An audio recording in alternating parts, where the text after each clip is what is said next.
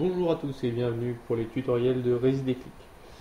Aujourd'hui, nous allons voir comment rejoindre une copropriété déjà existante et donc pouvoir rejoindre ses voisins. Nous allons donc vous inviter d'abord à renseigner l'adresse postale de votre copropriété dans le champ à droite de la boîte inscription. Dans notre cas, ce sera Quai du Rhône à Lyon et nous cliquons sur le bouton s'inscrire. À l'issue de ce formulaire, vous avez une liste des copropriétés qui vous est proposée et on retrouve normalement sa résidence. Si vous ne la retrouvez pas, n'hésitez pas à la créer et à retrouver ces informations sur le tutoriel Inscrire sa copropriété. Une fois que vous avez cliqué sur ce lien, vous êtes redirigé sur un formulaire résident dont l'objectif est d'avoir des informations à votre propos, notamment vos identifiants et vos coordonnées. Nous allons donc d'abord vous demander votre email et le confirmer. C'est obligatoire, comme le montrent les astérisques sur ce formulaire. Adresse email qui est donc nécessaire pour avoir accès à l'espace client de votre copropriété, ce sera votre identifiant de connexion, ainsi que le mot de passe qui sera également nécessaire pour vous connecter à l'espace de votre copropriété. Vous spécifierez ensuite le statut que vous avez dans la copropriété, membre du conseil syndical, copropriétaire, locataire. Et ensuite, nous vous invitons à renseigner votre civilité nom-prénom, à remplir bien sûr justement pour que les voisins puissent vous reconnaître. On vous propose ensuite de renseigner votre situation dans la résidence, quel bâtiment, quel étage, ainsi que vos coordonnées de téléphone fixe et portable. L'objectif étant bien sûr d'être plus facilement identifiable par vos voisins et contactable. Nous vous invitons donc pour cela à cocher la case autoriser mes voisins à avoir accès à mes coordonnées, cela permettra d'avoir accès à ces informations.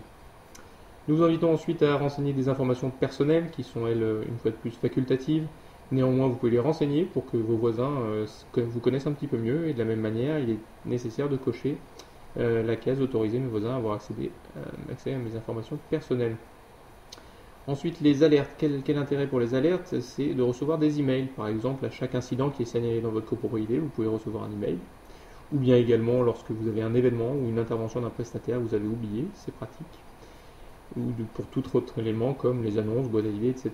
Une newsletter mensuelle peut également vous être envoyée avec un condensé de l'actualité de la copropriété. Vous pouvez ensuite renseigner comment vous avez connu Résidéclic, notamment par exemple grâce à un flyer distribué par votre conseil syndical dans les boîtes aux lettres. Ça nous permet de mieux identifier la communication qui est faite autour de Résidéclic et savoir comment vous êtes arrivé ici. Il est bien évidemment nécessaire d'accepter les conditions générales de vente et d'utilisation que vous pouvez consulter en cliquant sur le lien. Je vous invite ensuite à valider le formulaire pour valider toutes ces informations. Une fois le formulaire validé, vous arrivez sur une page de confirmation. Vous avez donc réussi votre inscription. Quelques informations importantes vous sont rappelées, votre adresse email, votre copropriété et votre statut.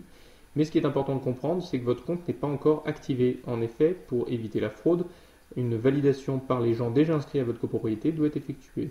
Vos voisins vont donc consulter Résidéclic et activer votre compte à la prochaine connexion. Il est donc nécessaire d'attendre cette validation pour pouvoir avoir accès à l'espace de votre copropriété. Le bouton Facebook Association vous permettra de vous connecter en un seul clic à votre copropriété, mais ce bouton vous est expliqué dans un prochain tutoriel.